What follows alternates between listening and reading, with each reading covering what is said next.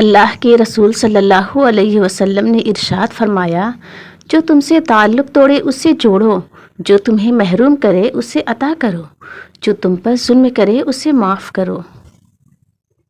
کسی یتیم بچے کی کفالت کرنے والا، چاہے اس کا کوئی قریبی رشتہ دار یا کوئی اور ہو، اس جنت میں میرے ساتھ اس طرح ہوں گے۔ آپ صلی اللہ علیہ وسلم نے شہادت کی اور درمیانے انگلی سے اشارہ کر کے بتایا۔ یہ مسلم شریف کی حدیث ہے۔ اللہ کے رسول صلی اللہ علیہ وسلم نے ارشاد فرمایا، اللہ عز و جل نے ملک الموت کو سب ارواح کی قبض پر مقرر فرمایا ہے، سوائے سمندر میں شہید ہونے والوں کی ارواح کے۔ ان کی ارواح اللہ تعالیٰ خود قبض فرماتا ہے۔ ہمارے پیارے نبی صلی اللہ علیہ وسلم نے ارشاد فرمایا، جو دن کے شروع میں سورہ یاسین پڑھ لے تو اس کی تمام ضرورتیں پوری ہوں گی۔ 7 طرح کے لوگ ہوں گے جن کو اللہ اس دن اپنے سائے میں جگہ دے گا، جس دن اس کے سائے کے سوا اور کوئی سایہ نہ ہوگا۔ ان میں ایک وہ شخص جس نے تنہائی میں اللہ کو یاد کیا اور بے ساختہ آنکھوں سے آنسو جاری ہو گئے۔ آخرت کی زندگی زیادہ بہتر ہے، مگر تم لوگ تو دنیا کی زندگی کو ترجیح دیتے ہو، حالانکہ آخرت بہت بہتر اور باقی رہنے والی ہے۔ اللہ ہمیں فکر آخرت کی توفیق بخشے۔ اللہ کے رسول صلی اللہ علیہ وسلم نے فرمایا، 3 باتوں پر میں اللہ کی قسم کھاتا ہوں۔ نمبر 1، صدقہ دینے سے آدمی کا مال کبھی کم نہیں ہوتا۔ نمبر 2، اپنے اوپر ہونے والے ظلم پر اگر کوئی شخص صبر کر لے تو اللہ تعالیٰ اس کی عزت میں اضافہ فرما دیتا ہے۔ نمبر 3، جو آدمی لوگوں کے سامنے ہاتھ پھیلانے لگے، اللہ تعالیٰ اس پر غربت کا دروازہ کھول دیتا ہے۔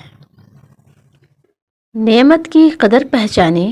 اللہ کے رسول صلی اللہ علیہ وسلم نے فرمایا، قیامت کے دن بندہ سے سب سے پہلے جس نعمت کا سوال ہوگا وہ یہ کہ اس سے کہا جائے گا، کیا ہم نے تمہیں صحت مند جسم نہیں دیا تھا اور تمہیں ٹھنڈے پانی سے سیراب نہیں کیا تھا؟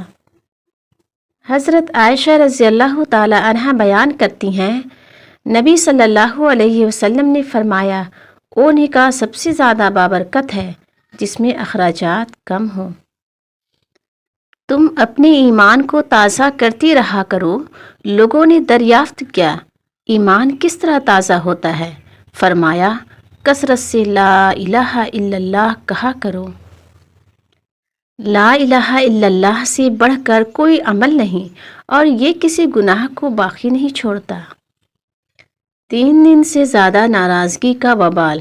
اللہ کے رسول صلی اللہ علیہ وسلم نے ارشاد فرمایا، کسی مسلمان کے لیے جائز نہیں کہ وہ اپنے مسلمان بھائی سے 3 دن سے زیادہ قطع تعلقی کرے۔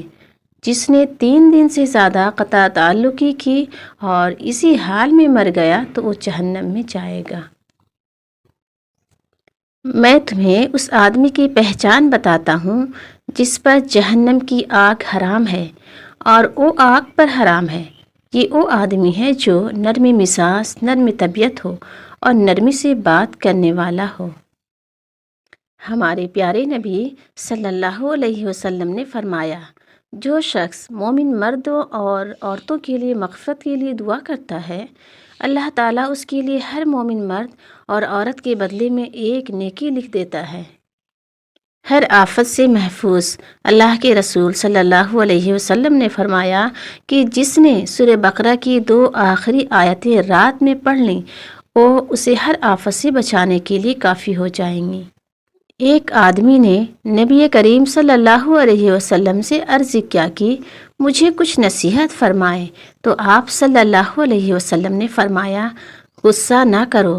اس نے کئی مرتبہ یہی دریافت کیا، آپ صلی اللہ علیہ وسلم نے یہی فرمایا کہ غصہ نہ کرو۔ سب لوگوں میں مجھے وہ شخص زیادہ پسند ہے جو تم میں سب سے زیادہ خوش مزاج ہے۔ اللہ مانگنے پر تو دیتا ہے، غرور کرنے پر چھین بھی لیتا ہے۔ ہمارا اللہ اتنا مہربان ہے کہ ہماری عبادت اور تقوی کو ہمارے چہروں سے ظاہر کر دیتا ہے، مگر ہمارے گناہ ساری دنیا سے پوشیدہ رکھتا ہے۔ اللہ کو بہت پسند ہے دولت مند کی عاجزی، جوانے کی عبادت، غریب کی سخاوت اور گنہگار کی توبہ۔ اللہ رب العزت نے آسمان اور زمین کی پیدائش سے بھی 50,000 سال پہلے تمام خلائق کی تقدیریں لکھ دی ہیں۔ اللہ کے رسول صلی اللہ علیہ وسلم نے فرمایا، صبر تو وہی ہے جو صدمہ کے شروع میں کیا جائے۔ دعا نہ کرنے پر اللہ کی ناراضگی۔ نبی کریم صلی اللہ علیہ وسلم نے ارشاد فرمایا، جو شخص اللہ تعالیٰ سے دعا نہیں کرتا، اللہ تعالیٰ اس پر غصہ کرتا ہے۔ جو درجہ خاموشی کی وجہ سے انسانوں کو ملتا ہے، وہ 60 برس کی نفل عبادت سے بہتر ہے۔ آپ صلی اللہ علیہ وسلم کون سی عورت کو ناپسند کرتے تھے؟ آپ صلی اللہ علیہ وسلم نے ارشاد فرمایا، میں ایسی عورت کو ناپسند کرتا ہوں جس کے ہاتھ میں مہندی سے اور آنکھیں سرما سے خالی ہوں۔